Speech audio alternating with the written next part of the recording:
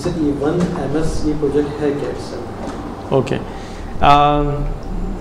1MS stand करता है 1 million startups के लिए, और हमारी ख्वाहिश है कि हम 1 मिलियन एंटरप्रेन्योर्स को हेल्प कर सकें 3 दायरों में रहते हुए। दायरा नंबर 1 कि $100 से बिज़नेस वो स्टार्ट कर सकें, फ़िल्म देख के सीख सकें, 30,000 रुपये आमदन यानी $300 महीने की आमदन क्रिएट कर सकें, और हम बिज़नेसेस वो सेलेक्ट करेंगे जो कि लार्ज स्केल बिज़नेसेस यानी कि ऐसे हों जो कि ज़्यादा मल्टीप्लाई हो सकते हो। मिसाल के तौर पे समोसे, आलू, भिंडी, नॉट भिंडी बट जलेबी, इलेक्ट्रिशियन, प्लम्बर्स, ऐसे लोग जिनकी ज़्यादा ज़रूरत होती है, ऐसे बिज़नेसेस जिनकी ज़्यादा ज़रूरत होती हो। ये नहीं हो कि जी हमने गूगल बनाया, हमें गूगल नहीं बनाना। वी वांट टू क्रिएट कि जी लोग अपने आप को सेल्फ एम्प्लॉय कर सकें $100 के अंदर। तो ये हमारी एक ख्वाहिश है, और उसके अंदर हम ऐसे बिज़नेसेस पहले आइडेंटिफाई करते हैं जो कि $100 में शुरू हो सकते हों, 10,000 दफ़ा कॉपी हो सकते हों, जाके हम 100 सिर्फ पैसे बिज़नेस बनाएं जो कि 100 को 10,000 से ज़रब देंगे तो 1 मिलियन बिज़नेसेस बन जाएंगे। ये है लुब्बे लुबाब 1MS का। 1MS मैंने क्यों शुरू किया? 1MS मैंने इसलिए शुरू किया कि 1MS से पहले मुझे यूनिवर्सिटी कॉलेजों में बुला के एंटरप्रेन्योरशिप की बातें करने की बात की जाती थी।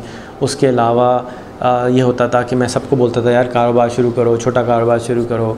तो चैलेंज ये हो रहा था कि बातें तो मैं कर रहा था लेकिन लोगों को समझ में बहुत मुझे लग रहा था कि कम आ रहा है, और it was not large enough. तो जब मैंने अपनी गोल सेटिंग एक्सरसाइज करी तो उस गोल सेटिंग एक्सरसाइज के रिज़ल्ट के अंदर मैंने लिख दिया ऐसे ही, नो आइडिया कैसे होगा, दुनिया से गुर्बत का ख़ात्मा होना चाहिए। सो मैंने लिख दिया, मैंने लिख के बोर्ड पे लगा दिया। ऑफिस में आते जाते थे, ऑफिस में आते जाते देखते थे रोज़ यार ये लिखा हुआ गुर्बत का ख़ात्मा कैसे होगा।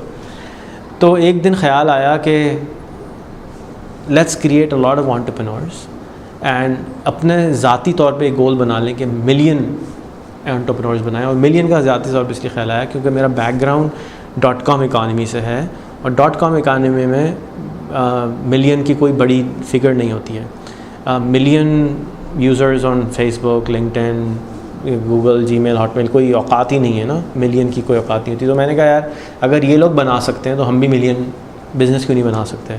सो आई जस्ट केम आउट कि जी मिलियन बनाएंगे। देयर वाज नो प्रिपरेशन और idea behind it, just put it on their. फिर जब हमने ये लिख दिया तो पहले तो मैं सर खुजाता रहा कि यार ये कैसे होगा भाई। फिर इत्तेफाक ये हुआ कि I had to go to Europe after a long time. मुझे वीज़ा मिला, मैं गया तो मैंने ऐसे तमाम जो दोस्तों से मैं जिनको ऑनलाइन जानता था बहुत सालों से लेकिन मिला नहीं था, उनके पास जाना शुरू किया और उनसे ऐसी गपशप लगती रही, बात होती रही, और मैं सीखता रहा कि क्या हो रहा है, किस तरह रहते हैं वगैरह वगैरह। एक साथी ने सुनने के बाद कहा तो अच्छा आइडिया है और तुम इसके काम क्यों नहीं करते, 100 बिज़नेस बना लो और फ्रेंचाइज बना दो और 10-10 हज़ार दफ़ा बन जाएंगे और मिलियन हो गए। मैं मुंह देखता रहा उसका कि यार ये तो बात तो इतनी सिंपल सी थी लेकिन समझ में नहीं आई थी कभी। खैर उस दिन हमने फ़ैसला किया कि ये मिलियन बिज़नेस $100 वाले होंगे। $100 वाला अमाउंट तो मेरे जहन में था। वो क्यों था? वो इसलिए था कि एक दफ़ा हमारे एक और अज़ीज़ हैं, वो 80 साल 85 साल के हैं, और उन्होंने कहा कि रेहान किसी को पैसे देने और वो बिज़नेस करना चाहते हैं। तो मैंने कहा जी $100 से बिज़नेस शुरू हो जाता है। उन्होंने कहा $100 से कैसे हो सकता है भाई, $100 यानी 10,000 रुपये से तो हो ही नहीं सकता बिज़नेस। मैंने कहा जी चलें बेट लग गई, 10,000 रुपये से काम शुरू होगा। तो वो बेट जो है वो मुझे भारी पड़ गई, वो $100 का नंबर वहाँ से आ गया। तो आई स्टिल बिलीव कि 10,000 रुपये से कारोबार शुरू किया जा सकता है, और the whole process I believe now कि ये इट्स पॉसिबल। हो सकता है कुछ बिज़नेस $200 में शुरू हो सकता है कुछ बिज़नेस $300 में शुरू हो, लेकिन it can still be in a very realistic amount. तो $300 कोई बड़ी बात नहीं होती, स्टार्ट किया जा सकता है बिज़नेस। तो इस तरीके से $100 का नंबर आया, इस तरीके से मिलियन बिज़नेस का आइडिया आया। और मेरा ये ईमान है कि जो कॉर्पोरेशंस हैं वो बहुत इम्पॉर्टेंट रोल अदा करती हैं, लेकिन एंटरप्रेन्योरशिप से ही निकलते हैं। तो अगर मलेशिया की बहुत बड़ी कॉर्पोरेशन जेंटिंग है, वो जिन्होंने बनाई थी वो कारपेंटर थे, चाइना से आए थे, और वो बढ़ई थे और अंग्रेज़ी भी नहीं आती थी उनको, मले भी नहीं आती थी, लेकिन वो चाइनीज़ होने के बावजूद उन्होंने जेंटिंग बना दी, जो कि ह्यूमंगस ऑर्गेनाइजेशन है आज मलेशिया के अंदर। इसी तरह से जो भी अब रॉकफेलर को ले लें अगर अमेरिका के, तो वो एक पादरी की नौकरी करता था, फिर अकाउंटेंट की नौकरी करता था, और कहाँ से कहाँ होते होते एंटरप्रेन्योरशिप की वजह से he became large. Rockefeller now controls, कहते हैं कि अमेरिका को करते हैं।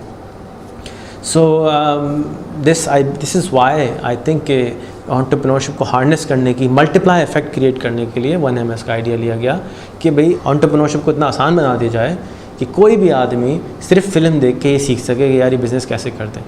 क्योंकि जो लोग गांव देहातों से आते हैं, समोसे पकौड़े छोटे काम करने की कोशिश करते हैं, चाहे वो बढ़ई क्यों ना हो या प्लम्बर क्यों ना हो या और कोई इलेक्ट्रिशियन क्यों ना हो, तो उनके पास कोई MBA की डिग्री तो नहीं होती। तो उनको ये नहीं मालूम कि अपने आप को मार्केट कैसे करें, उनको ये नहीं मालूम कि अपने आप को बड़ा कैसे करें। इल्ला माशाल्लाह कोई मलिक रियाज बन जाते हैं, और he must have struggled a lot, उनको बहुत साल लग जाते हैं बनने में।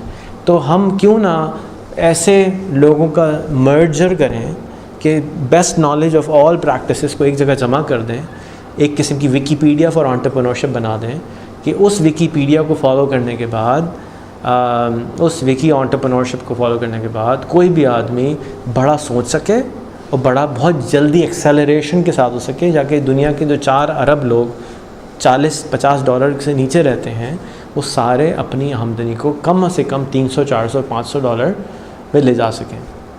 गुर्बत जो है हमारा सबसे बड़ा दुश्मन है एज अ ह्यूमन बीइंग, और उस गुर्बत की मुझे हमेशा से ये काटती है, मुझे हमेशा से उलझन होती है कि यार ये अमीर और ये गरीब क्यों है, क्यों फ़र्क है इनमें।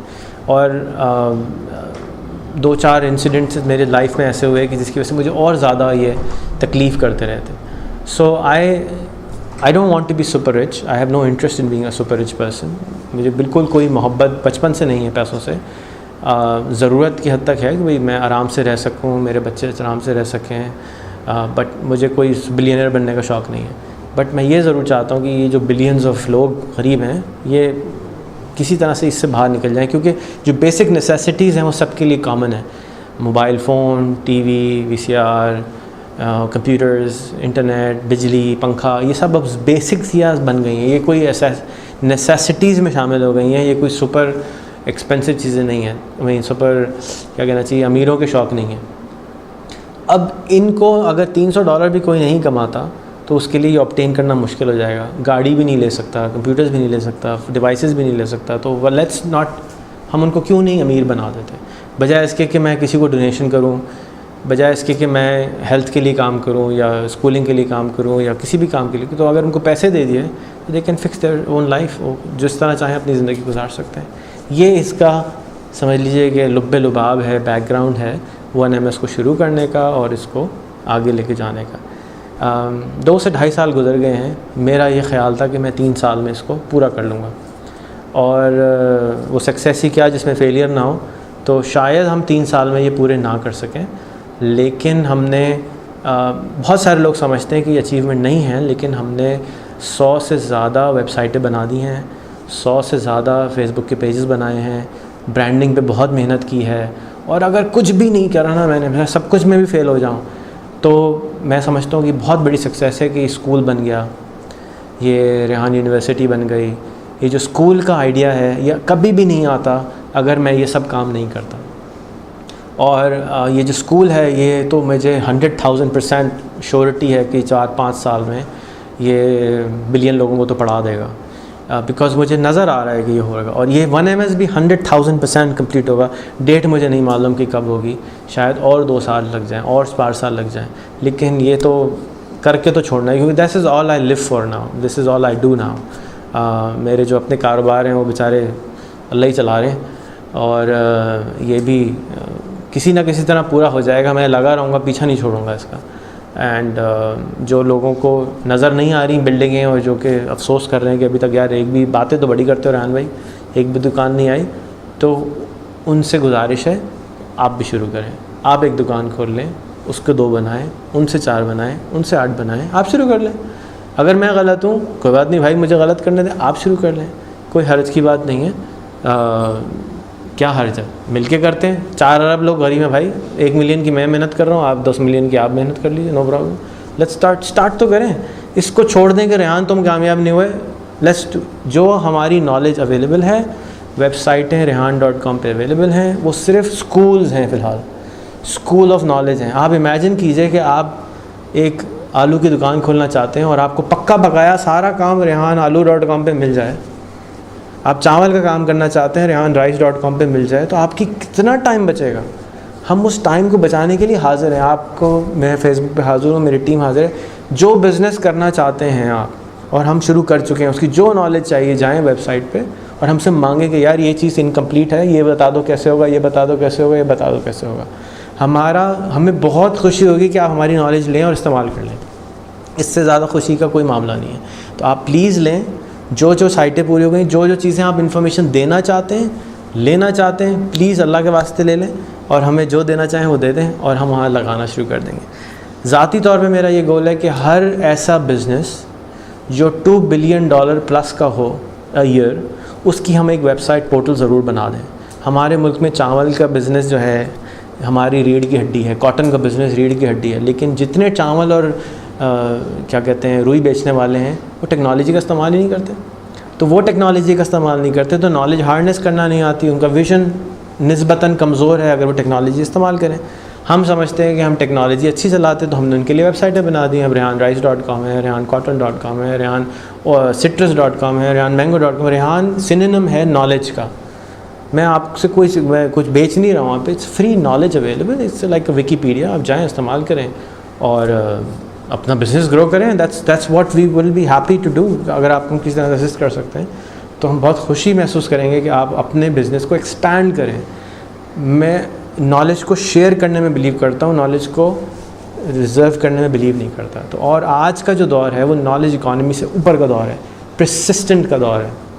ऐसी कोई चीज़ नहीं है जो आप इंटरनेट पे बैठ के ना सीख सकते हो। जो चीज़ आप इंटरनेट से नहीं हासिल कर सकते वो आपकी परसिस्टेंस है। आप उस परसिस्टेंट को कहीं गूगल करके नहीं निकाल सकते, वो आपको अपने अंदर बनानी पड़ेगी।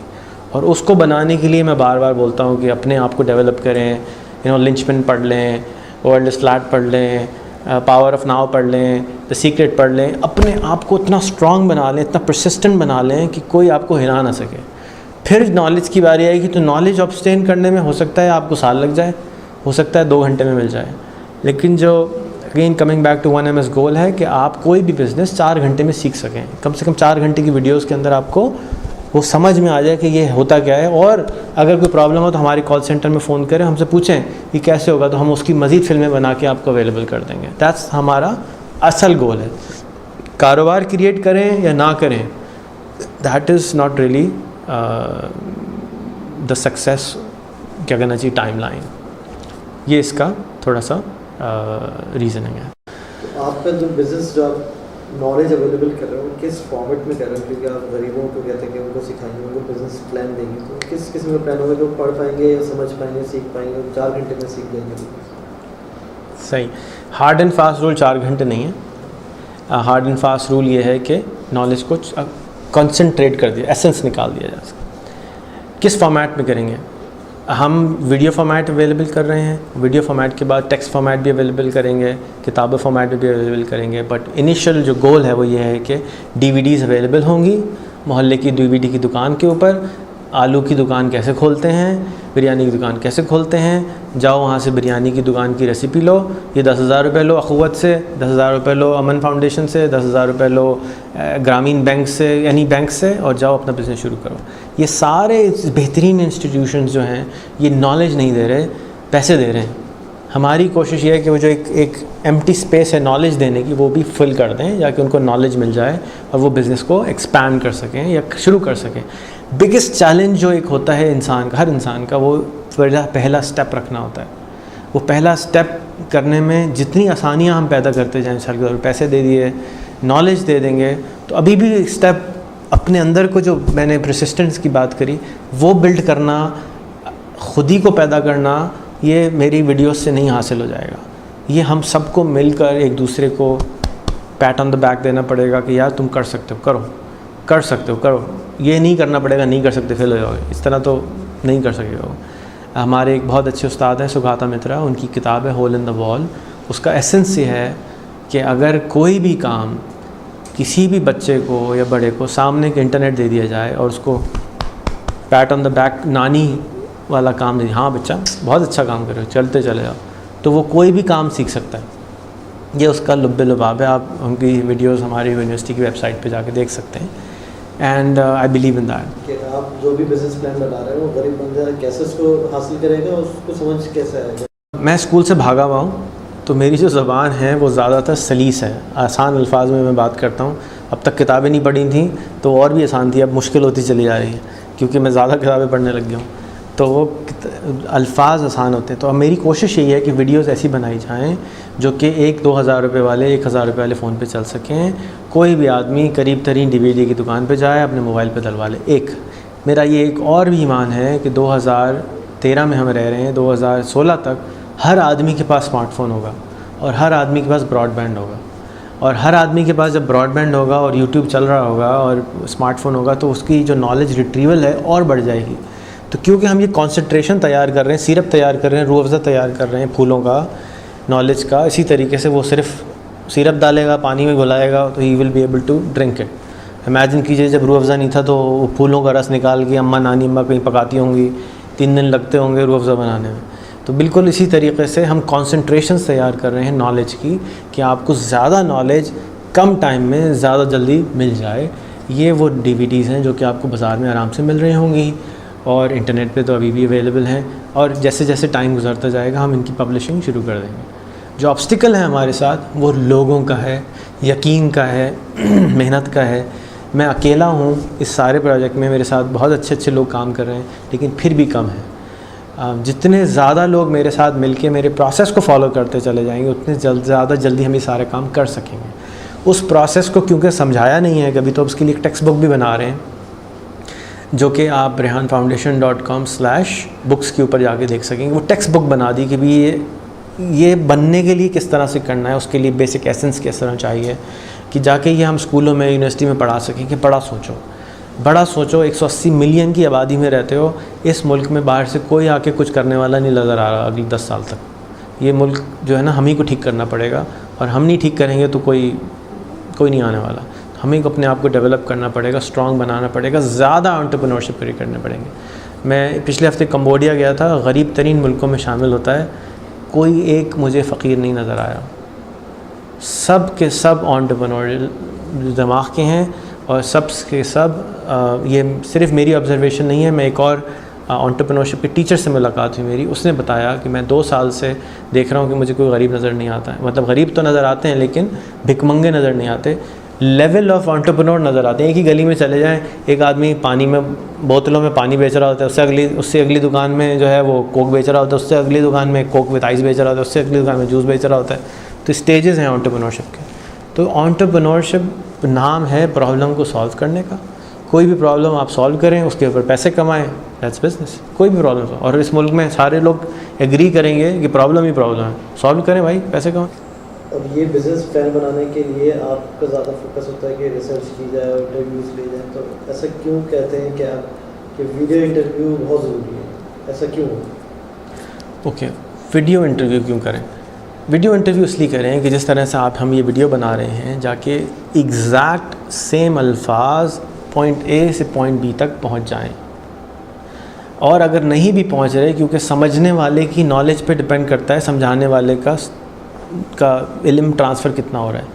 क्योंकि वीडियो बन जाएगी और अवेलेबल इंटरनेट पे हो जाएगी तो सिर्फ हमारी टीम नहीं बल्कि कोई यूनिवर्सिटी का स्टूडेंट, कोई यूनिवर्सिटी की टीम उसको लेके मज़ीद उससे और नॉलेज एक्सट्रैक्ट कर लेगी। और इंटरव्यू क्यों करें? मेरी जैसे आपको बोला है कि एक बिज़नेस के 500 इंटरव्यू करें, तो 500 घंटों का इंटरव्यू का मतलब है कि आपने एक आदमी से मिले, एक आदमी से मिलने के बाद आप 1% से 5% बेहतर हो गए, दूसरे आदमी से मिले तो 1% से 5% बेहतर हो गए। तो 10,000 रुपये वाला जो आमदन वाला बिज़नेस है, अगर आप समोसे बेचते हैं और आपकी आमदन 10,000 रुपये है और आप 500 आदमी से मिल लें और उससे पूछें कि तुमने ये कैसे करा, तो मैं गारंटी करता हूँ कि उस आदमी की तनख्वाह आमदन 50,000 रुपये हो जाएगी। क्यों? इसलिए कि उसके पास उन सारे लोगों का एसेंस आ गया, इल्म आ गया, और वो इल्म जब वो अप्लाई करेगा आगे तो उसकी ऑटोमेटिकली आमदन बढ़ जाएगी। हो सकता है यूँ ना बढ़े बल्कि स्लोली ग्रेजुअली अप्लाई करेगा, एक्सपेरिमेंट करेगा और वो बढ़ती चली जाएगी। इसलिए इंटरव्यू करना बहुत सख्त ज़रूरी है। ये कोर है इस पूरी लर्निंग का कि हम बेसिकली तो कुछ भी नहीं कर रहे ना, हम बेसिकली तो यही कर रहे हैं कि हम अगर समोसे बेचना चाहते हैं तो जाओ पहले 500 समोसे वाले ढूंढो, उनका इंटरव्यू करो, उनको सीखो, उनको सिखाओ, उनकी टीम बनाओ, उनकी कोलैबोरेशन बनाओ, उनको ट्विटर बनाओ, उनकी कोलैबोरेशन टीम बनाओ और फिर उनकी मीटअप शुरू कर दो, जाके एक इकोसिस्टम एक्सपैंड होना शुरू हो जाए, पाए का जो साइज़ इतना सा है वो इतना बड़ा हो जाए, and then collectively, only collectively हम इसको सॉल्व कर सकते हैं। सवाल आपका यह है कि आप इस गोल को अचीव करने के लिए फ्रेमवर्क क्या इस्तेमाल करेंगे, what will be your process, SOP क्या होगा। द फ्रेमवर्क इज़ कि हम सबसे पहले इंफॉर्मेशन को गैदर करेंगे, वेबसाइट बनाई, ब्रांड क्रिएट किया, कोलैबोरेशन शुरू कर दी मल्टीपल लेवल्स पे। एक तो कोलैबोरेशन ग्लोबल करना शुरू कर दी, यानी कि अगर समोसे का बिज़नेस है तो समोसे वाले जो ऑनलाइन पहले से कर रहे हैं या कोई कमर्शियल समोसे कर रहे हैं तो let's get all them on LinkedIn. एक सेकंड, कैमरा पकड़ें और निकल जाएं, एक टीम बनाएं 10 लड़कों की, 20 लड़कों की, और इंटरव्यूज़ करें 5 मिनट, 10 मिनट, 20 मिनट, 40 मिनट, जितना टाइम खींच सकते हैं उस इंटरव्यू का। उसमें बेसिक सवाल करें, आपका नाम क्या है, बच्चे कितने हैं, बाप क्या करता था, क्यों शुरू किया, कैसे शुरू किया, कितने पैसे कमाते हैं। इन सब को करने से पहले आपको उसके साथ एक रेपोर बनानी पड़ती है, वो भी इन्वॉल्व कर लें उस वीडियो में, जाके अगला देखने वाला आदमी उस आदमी के बारे में भी जाए, उससे उनसियत क्रिएट हो जाए, और आपको वो रेपोर क्रिएट करने के बाद ही ये सारा बेसिक इन्फॉर्मेशन डेटा देगा, वरना तो कहेगा भाई ये क्यों बता रहे हो, तुम क्या CIA वाले हो, है ना। तो we need to create that report. So अब हमारे पास 500 इंटरव्यू जमा हो गए उस सारे के, फिर हम टीम ऑफ कुछ लोग बैठेंगे, मेंटर्स, एंटरप्रेन्योर्स, जो उसको सारे को कंटेंट को अब कंज्यूम करेंगे, एक एक इंटरव्यू को बैठ के देखेंगे।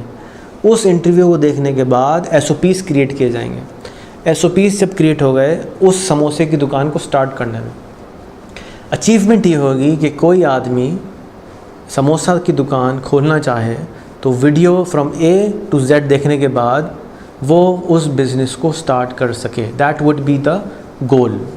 विज़न क्या था, प्रोसेस क्या था, ये था, और गोल क्या है कि आखिर में हम एक DVD तैयार कर दें या ऑनलाइन देख सके कोई कि ये तरीक़ा है समोसे की बिज़नेस को स्टार्ट करने का। अब अगेन एज़ एवरी इर्तिक़ा वो DVD का वर्जन 1 होगा, फिर उससे बेहतर होगा, फिर उससे 2 होगा, फिर 4 होगा, जो भी होगा, लेकिन जब रिलीज़ 1 हो उसको देखने के बाद कोई भी आदमी, मतलब जाहिल भी, जिसके अंदर डिज़ायर हो उस काम करने की, उसको देखने के बाद वो बिज़नेस को क्रिएट कर सके।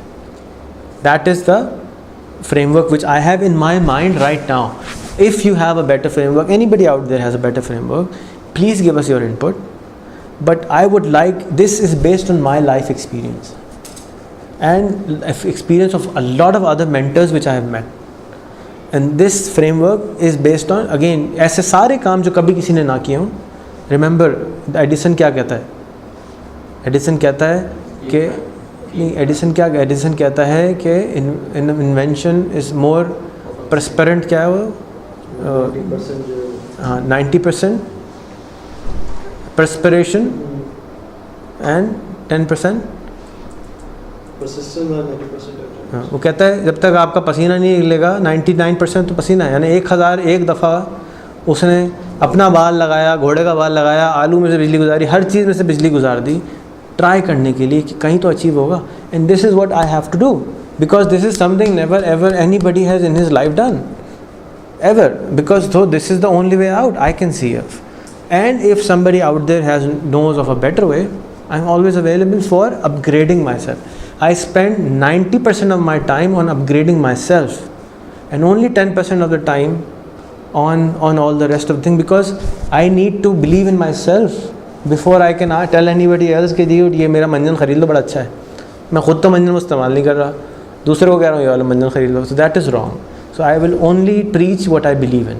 So in order for me to preach, I need to believe, and in order to believe, I need to learn, and in order to learn, I need to travel, I need to read books, I need to do a lot of other things which you guys see as maybe entertainment or avaragardi or whatever, but that every single person I'm meeting has a purpose. The purpose is same. The purpose is same for me to become a better person, more confident person, or being able to find a shortcut. I am finding a shortcut towards my goal, but that sounds like a long cut, because success in somebody's mind was overnight success comes every 10 years, and you work for 10 years and you become an overnight success. Oh, there's no such thing as overnight success. It takes time. And because I've never sold samosas and pakoras and all that, similarly I've never done other businesses. When I was in class 9th, I made a Commodore 64 device. In my life I've never made an electronic device. कैसे बनाई होगी यार? So all I did was went to people who knew something related to it. Not even because उन्होंने भी कभी नहीं बनाई थी. तो मैं जाता रहा, सिर्फ 10-15 मेंटर्स के बाद मुझे डायरेक्शन पे डायरेक्शन मिलते गए. फिर एक्शन, डायरेक्शन, फिर एक्शन, फिर एक्शन का रिएक्शन, फिर वापस बोर्ड पे वापस, फिर मेंटर के पास. अब वो कहेगा नहीं तो तुमने जो कुछ किया था सब कुछ गलत किया था, फिर शुरू से करते, फिर शुरू से करना पड़ता है. So same application which I did in class 9th, I think that is the way out. कि जब तक हम इसको करेंगे नहीं, अच्छा I am doing it on paper and you guys are wanting to do it in a physical space. Physical space के अंदर जो स्पीड होगी वो कम होगी. जैसे अगर आप आजकल के ज़माने में रॉकेट डिज़ाइन करेंगे तो कंप्यूटर पे सिमुलेटर पे डिज़ाइन करेंगे, नॉट रादर एक्चुअली रॉकेट बना के देखने की कोशिश नहीं करेंगे. राइट ब्रदर्स नहीं, हम लोग राइट ब्रदर्स के पास कंप्यूटर्स नहीं थे. हम उस टेक्नोलॉजी को यूज़ कर रहे हैं जो कि इससे रेलिवेंट है, उसको यूज़ करते हुए हम ये सारा काम कर रहे हैं. और अगर अगेन इवेंचुअली तो बिल्डिंग फिज़िकल बनाना ही है,